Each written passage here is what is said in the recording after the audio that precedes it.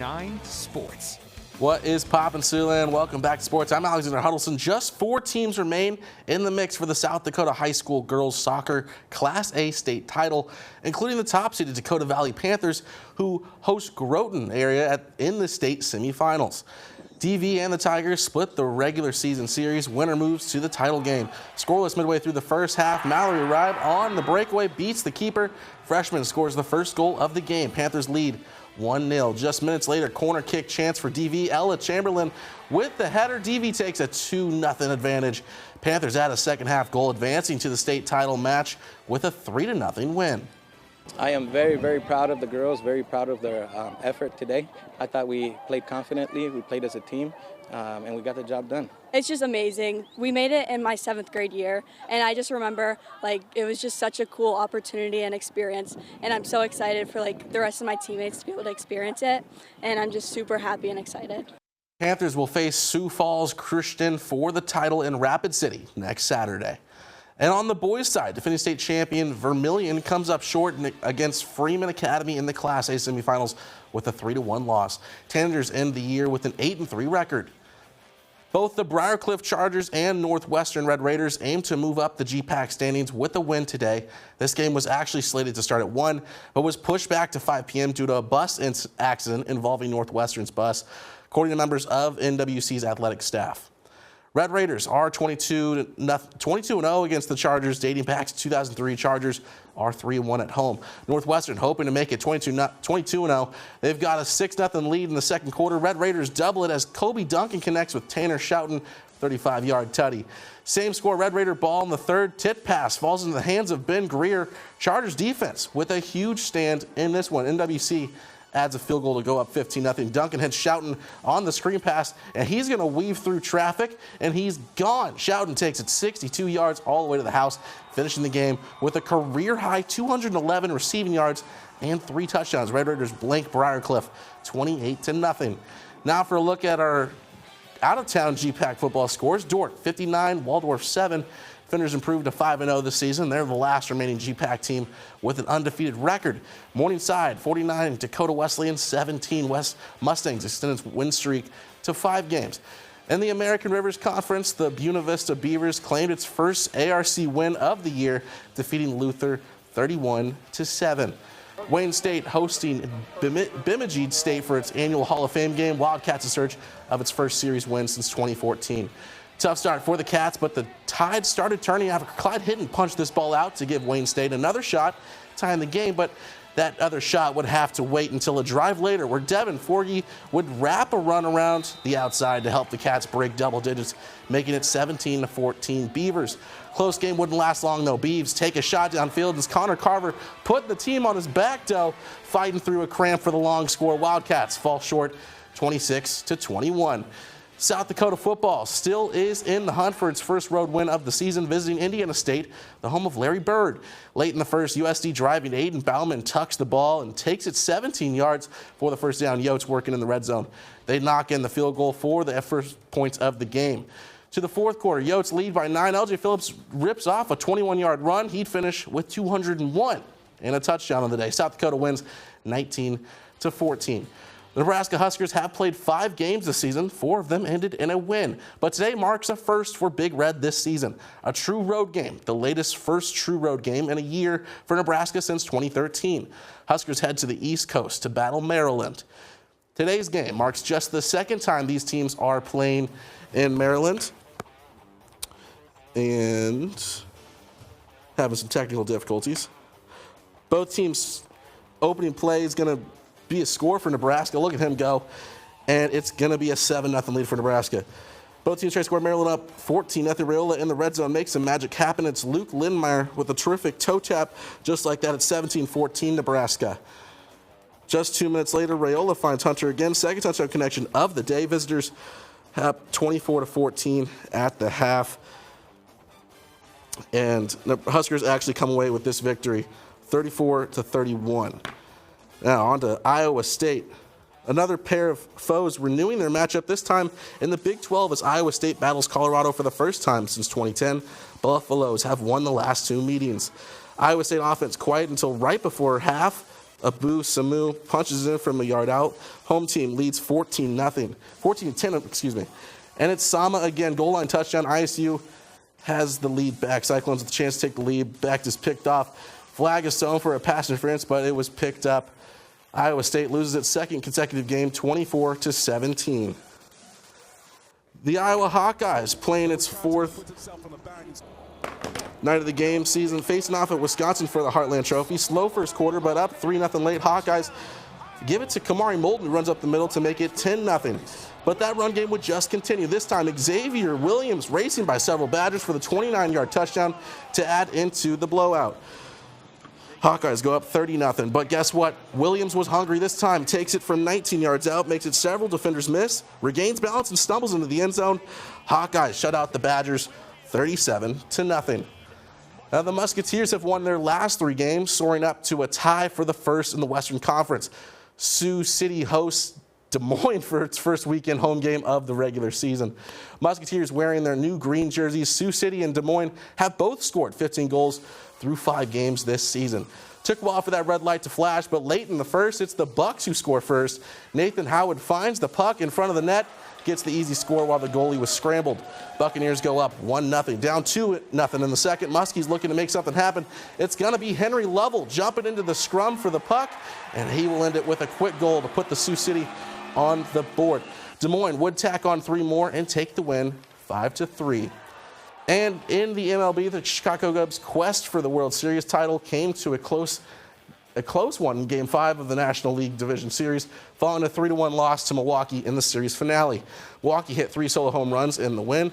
Seiya Suzuki's solo home run was the lone source of offense for the Cubs in the loss. Brew Crew will play the Los Angeles Dodgers in the National League Championship Series. Yesterday, it was a day of upsets in college football, rearranging the AP poll drastically. Indiana joins the top 3 after a huge upset over Oregon, but that's not who we focus on here in Siouxland. Nebraska has finally cracked the top 25 for the first time this season after beating Maryland in a 34-31 nail-biter. But as they round off the top 25, the Cyclones are no longer found in the poll. They dropped after their second loss in a row, being upset by Colorado 24-17, a devastating loss, to say the least. It's very tough. We take this on the chin, you know. We got to be better than this, and we expected a different outcome. I think it's just not all 11 guys doing their 1/11th, you know. We play great in bursts, and I think that we have blips where there's a couple guys who, myself included, I had to mess up today. And, you know, they took advantage of those. Cyclones now on bye have more time to prepare for their next game against number 15 BYU. Week 6 of the NFL season kicked off once again in London this morning between the Broncos and the Jets. Not our finest showing of American football internationally, but a close game nonetheless. Jets still searching for their first win. Broncos coming off a huge upset win over the Eagles. Yet the game still a barn burner. Down 6-3 at the end of the first, Bo Nix would find Nate Adkins in the end zone for this game's first and only touchdown. Don't worry, the kickers stayed busy for you fantasy owners. Meanwhile, the Bronco defense held the Jets offense to only 82 total yards, sacking poor Justin Fields 9 times. Broncos took the win in London 13-11. But back in America, we head to Titletown for the Green Bay Packers hosting the Bengals and Joe Flacco's first start for Cincy, hoping to turn things around. Josh Jacobs, however, would take control of this one for Green Bay, scoring not 1, but 2 touchdowns. And with this second score, they took a 17-7 lead in the fourth quarter. The Pack would continue to dominate this one, beating Cincy 27-18, leaving the Bengals with their 4th straight loss of the season after starting 2-0. Sunday night football's just wrapped up between the Chiefs and Lions. The Lions looking for their 5th win of the season after beating the Bengals, and the Chiefs just looking to break even after losing on Monday night to the Jags. Kansas City got their wish. They staggered a high-powered Lions offense, winning 30-17. Tomorrow night sees another double feature for Monday Night Football, but you can catch the Bears and the Commanders at 7:15 p.m. right here on ABC after the newscast. And there are only 4 left standing in the MLB playoffs, 2 teams who have never won the World Series and one looking to go back-to-back. But the first game of the league championship round began in Toronto tonight, and I bet I got a lot of happy friends from back in college at Washington State. My friend Gunnar Miller specifically, I had to shout him out, celebrating as the Mariners took the win 3-1. Brewers and Dodgers begin their series tomorrow night as well. Now, finally, it's time to take a look at some of the best moments from this week's Siouxland Sports. Here's our top 5 plays of the week. Choose every week, but let's start with number 5. Number 5 takes us to Briar Cliff, where Northwestern's Kobe Duncan connects with Tanner Schouten on a screen pass. Schouten's going to weave in between traffic and take this one all the way to the end zone, 62 yards all the way to the house. Number 4 lands us at Dakota Valley for a corner kick, and it's Ella Chamberlain who comes up with the header to extend the Panthers' lead to 2, helping them advance to the state title. Now, number 3 takes us out to the game of the week Friday night, where on the first play of the game, Brayson Mulder finds a wide open hole, proceeds to take the rock 80 yards to make it a 7-0 ball game, and that was only 11 seconds into the night.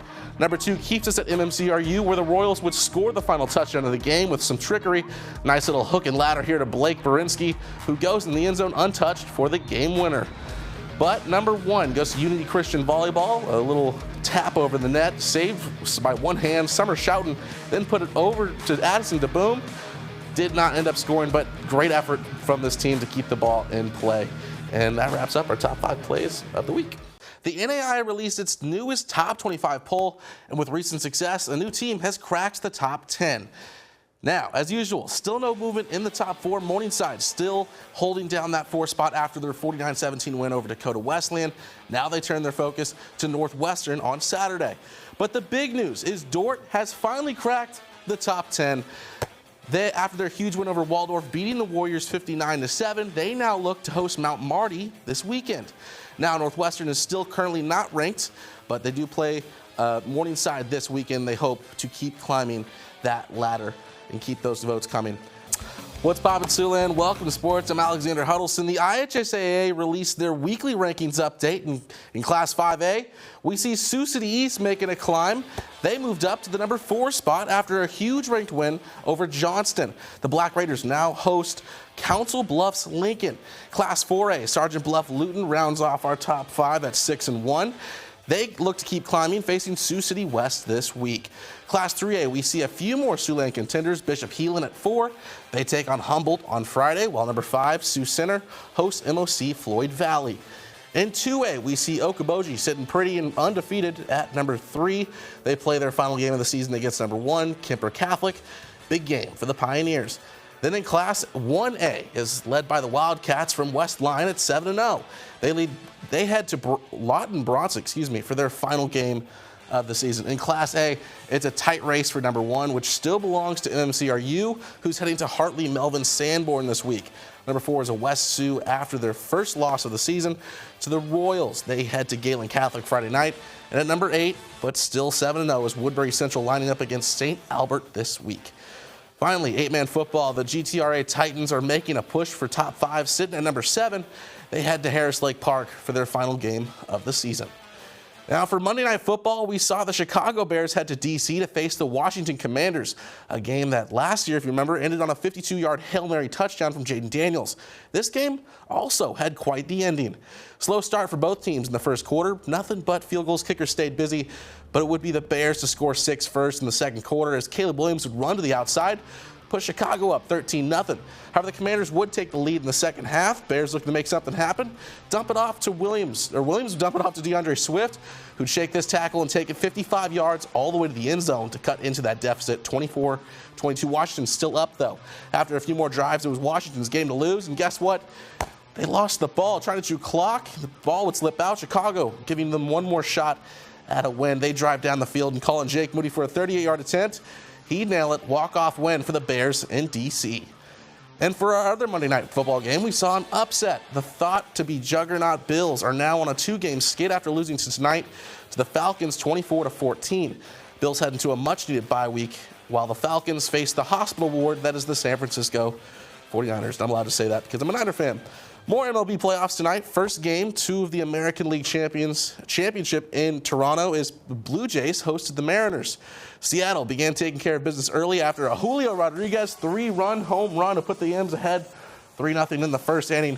But they wouldn't stop there. Toronto would eventually tie it by the 5th, but that didn't matter. Jorge Polanco would say, "Get out of here with that," and he'd snag a 3-run home run for himself. Mariners would go up 6-3. Seattle would continue to pile on through their lead and take the game 2 in Toronto 10-3.